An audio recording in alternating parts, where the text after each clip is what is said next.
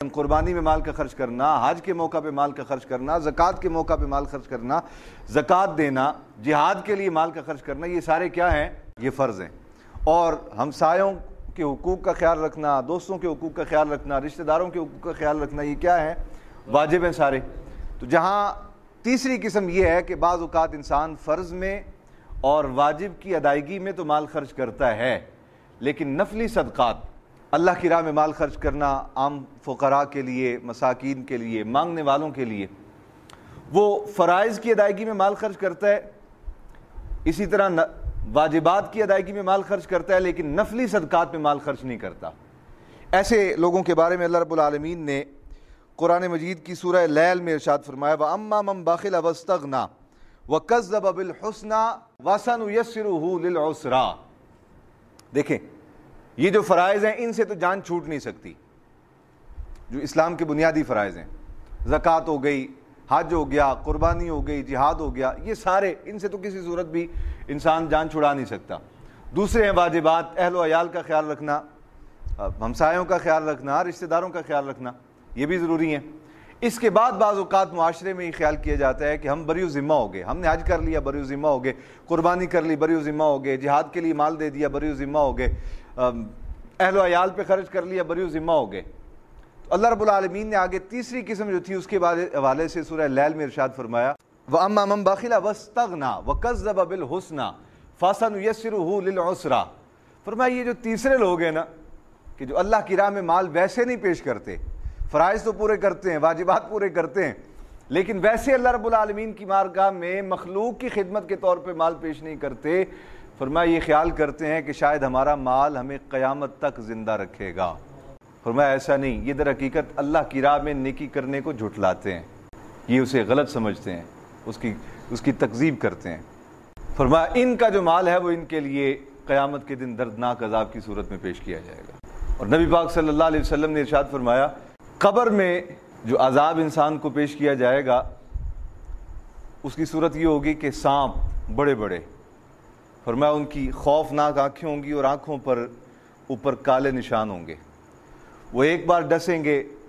انسان دھس جائے گا زمین میں،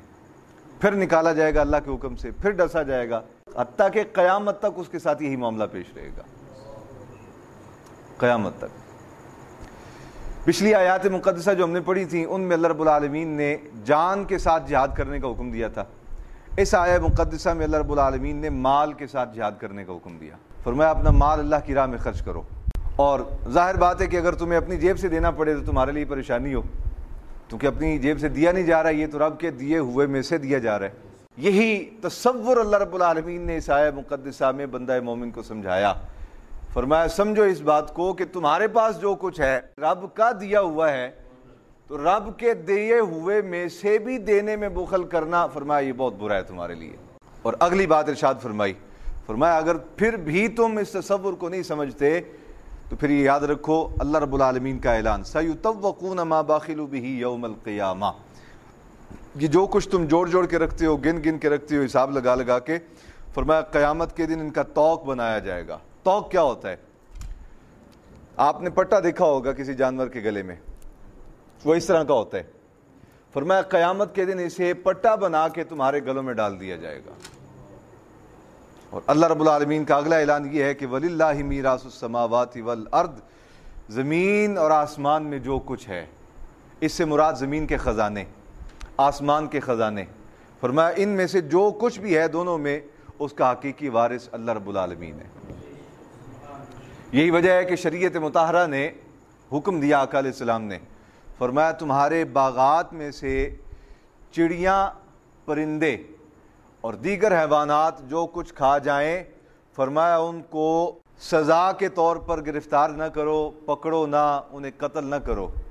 بلکہ وہ تمہاری طرف سے اللہ رب العالمین کی بارگاہ میں صدقہ ہے۔ یہ ہے دین اسلام کا حسن۔ چڑیا آتی ہے، درخت لگا ہے، چڑیا آتی ہے بیٹھتی ہے، طوطا آتا ہے بیٹھتا ہے، پرندے آتے ہیں بیٹھتے ہیں، اوپر سے چگ کے چلے جاتے ہیں، تو فرمایا ان کو نشانے باندھ کے مارو نہ، ان کی جانوں کے دشمن نہ بنو، اللہ رب العالمین اس پر بھی تمہیں صدقہ کرنے کا اجر عطا فرمائے گا۔